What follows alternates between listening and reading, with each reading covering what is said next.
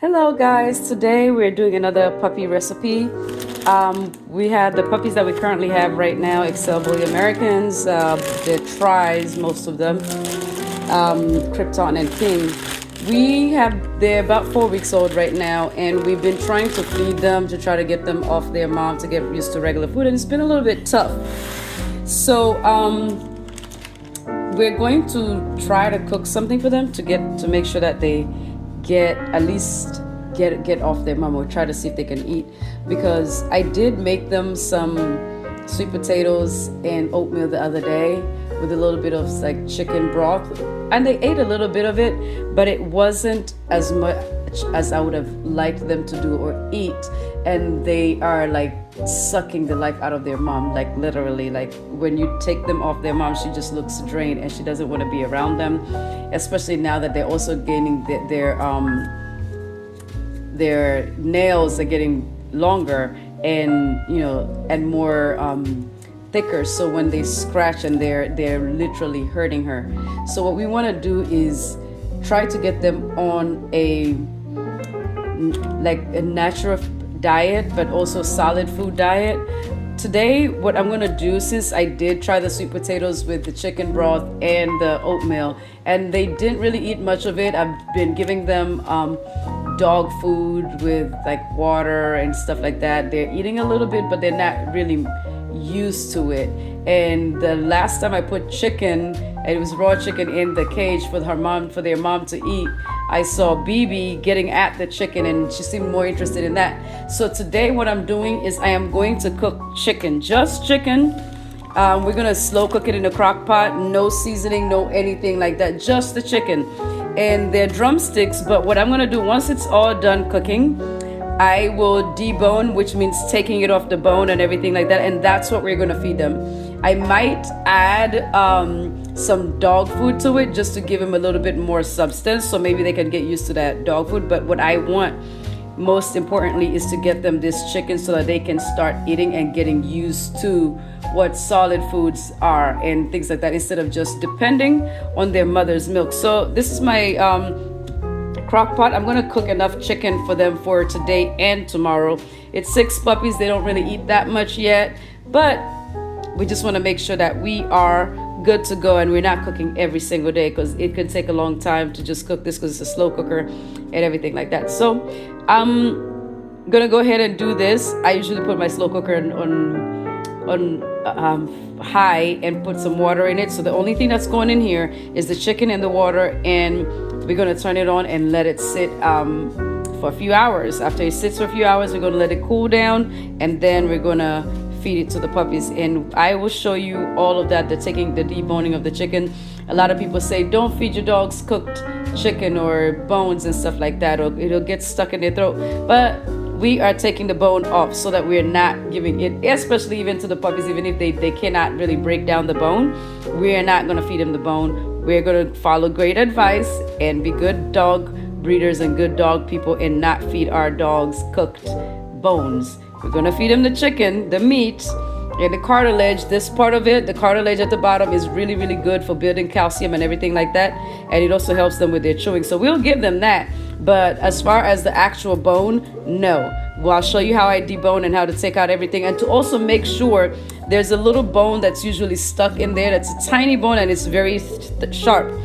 So when I'm deboning, I'll definitely show you guys how I do it and how to make sure that you have taken every single piece of bone off of the chicken, because we don't want any mishaps and no mistakes. All right guys, so here we go. I put the chicken in. I did put some water in there, but as you can see, I did not bring it all the way to the top. I just need something to keep it moist and keep the chicken cooking so it doesn't burn, and also to have something that maybe the puppies can be sipping on. And another thing I just wanted to show you, like I said, I put it on a crock pot and I put it on high. You don't want it low, because it's going to take maybe like 8 hours, whereby high might take like 4 hours or so to get this chicken really cooked and nice and ready.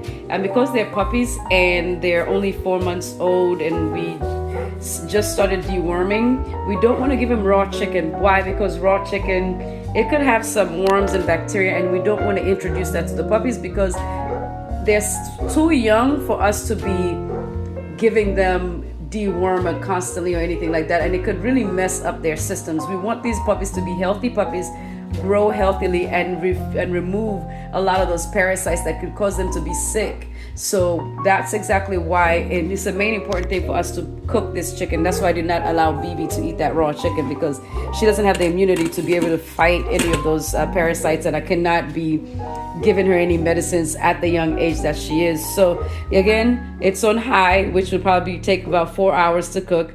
And when it's done, we're going to go ahead and just cool it all the way down. What I usually like to do is take it out of here and put it maybe on a baking tray, and either put it in the freezer so it can cool down faster, or just let it cool at its own pace. And that's how we'll do it. I'll show you exactly how it's done, how we go through with it.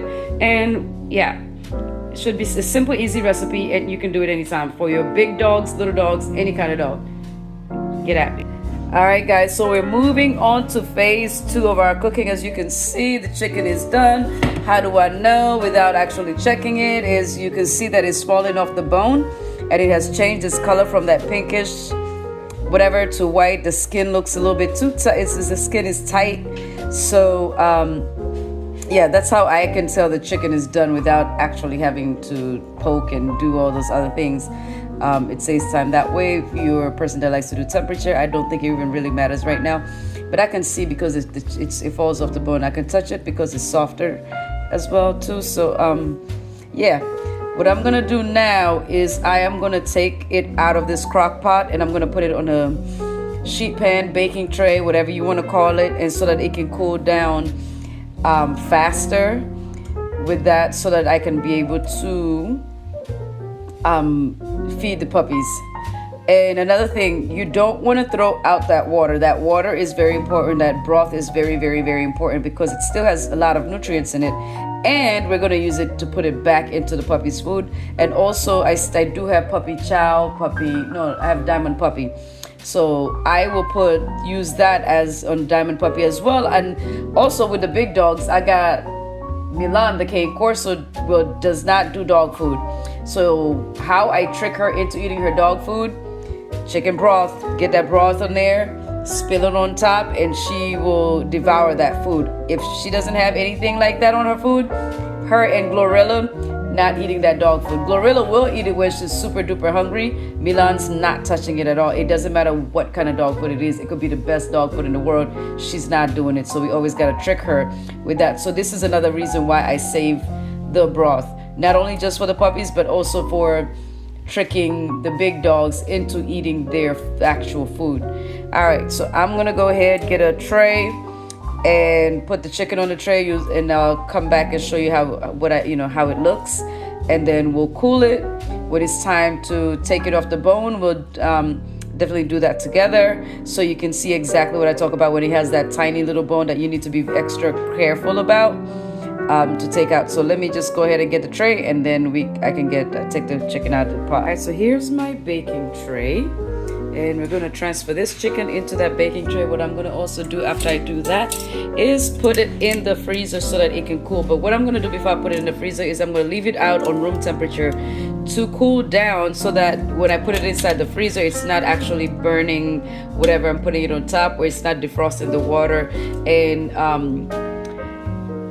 as well, it's very dangerous to put something that's this hot into the refrigerator. And why I mean that, this might not be hot, but once you put the chicken onto it, the pan's gonna get hot. So I'll let it cool down at room temperature just for maybe like 30 minutes or so, and then put it in the freezer to cool down all the way before I start using my hands to break it down. All right, so as you can see, the chicken is falling off the bone. It's falling off the bone. We can just lay down. You don't have to lay down perfectly, but just put it. You see all that steam coming off of it. We want to make sure that that is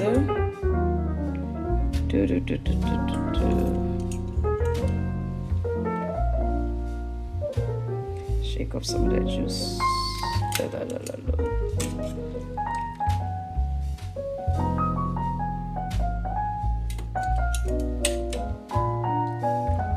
You guys want to see something funny? Look at these two. They think they about to get some food. They don't know I ain't cooking for them right now. Look at them. Patiently waiting for a snack. waiting for a meal, something to drop down. There ain't nothing dropping down, y'all. This for the puppies. Look, look, look, look. Look. Get Milan. But anyways, all right, here we go. Let's do this. This one was really at the bottom, so it's giving me a bit of a hard time to get it out. And then we'll try to get a bit of everything, whatever's left. And then I can leave the rest inside. Another thing is that when I was talking about the nutrients, right, you also see this stuff that's foamed up here. That's good for the puppies to eat, right? That's good nutrients there. Then you've got the sauce. It's like good broth for them. Look at all that. You know, and that's pretty good. That's really pretty good for them. That's pretty good for them. So that's why I said, hey, save this. This is good stuff. All right, here's our chicken. We're gonna let it sit for about like 30 minutes just to cool down all the way, and then we'll take it to the freezer just to cool all the way, you know, cool all the way. Another thing that you could do is you can use like tongs or fork, but that way you're not being thorough, because first of all you can leave some chicken on the bone, which we don't want to do because that's going to be wasting. And there's this bone in there, like I keep saying, there's this bone in there that you really have to make sure you take out, or else it's gonna choke some puppies or doggies, and that's not gonna be a pretty sight. So yeah, that's something that I'm very, very, very cautious about. So we're gonna leave this here the way it is, and we'll come back to it in about 30 minutes. All right, guys, see you in 30 minutes. Fully cooled, and now we're just gonna take it off the bone. And I put it in the freezer, but I didn't make sure I didn't leave it there all night, or just for a long time. I just wanted to make sure that it was cool all the way. So we're just gonna take this chicken off the bone. I'll put this to the side. And again, I wanted to show you that this bone that you really need to be able to take care of. Another thing is that I was talking about the cartilage. This part of it, it's really good for the dogs, and it's what really has the gelatin, the calcium, and that really helps with the puppies. So we have to be careful when we're taking this meat off the bone. And this is the tiny bone that I was talking about that is very, very crucial as to why I take so much time to take this little thing out, because if any of them eat, even if it's a big dog, if they dare eat this bone there, they'll choke, and that's the end of it. So that's why we have to be very careful taking this meat off the bone, and yeah, so that we have to just be careful, because we don't want any accidents or any slips or anything like that. We're trying to make sure the dogs are healthy, but we want to make sure that they're safe as well. We're not just doing stuff just because. And we're going to feed this to the puppies today. I will put their broth with it. You're going to just see how it goes, and I'll save some of their broth as well. I might not put broth in this because I'll save some of their broth for when I'm actually feeding them dog food. But I really want to do this so I can get them used to eating food, just actually eating all the food. Because when they eat that dog food that I put in there, or when they ate the sweet potatoes, they really did finish it. They ate just a little as to taste, but nothing really much. They weren't really interested in that. So I know they're gonna like the chicken, so that's why we're doing this. And we're gonna go off of that. I think this is enough. This is plenty enough for today. So I'll probably there are only 6 puppies and they're 4 weeks old. So I'll probably do this today, and then this can actually last me the whole week. I'm just gonna go ahead and take the meat off of all the chicken bones, and then yeah, we'll see you in a few minutes when we start feeding. All right, see you in a few minutes. Good mom's meal prep. Meal prepping, very important. So I just bagged up all the chicken, and this is 5 days worth of chicken, and then I still got my broth right there. That is 6-7 days. If we share it with Milan and all the other dogs, not really with just Milan, it could push us to 6 days, you know. So yeah, we're gonna go and feed these puppies right now, and I'll show you how. I'm just gonna take one of these bags, and this is our portion for the day. This is our portion for the day for the puppies. This is gonna leave them full, and then we'll introduce their mom later on in the day just so they can get some milk. They already had milk this morning from their mom, but we're gonna feed them this, and then later on we'll introduce her because they need some. They still need those nutrients from their mom. All right, see you in a few seconds. All right, so here we go. Puppies going at it. I added water in there because they have to stay hydrated, and look at them get at that food. So I guess this is a winner chicken dinner. Yeah. Look at how huge those things are.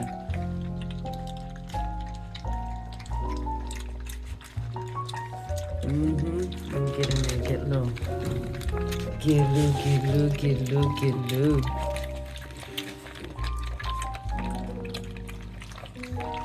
They ain't lift up yet.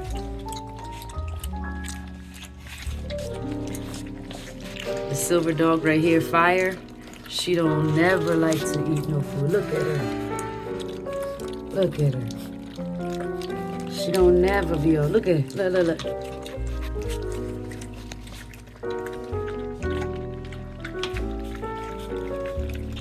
What's up, bro?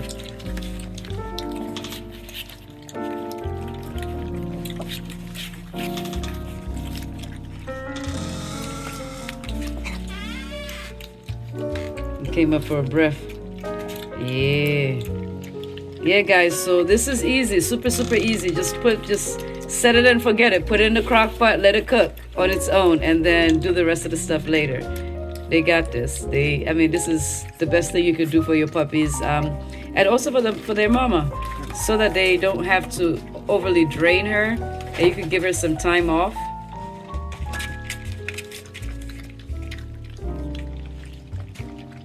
That's what it is.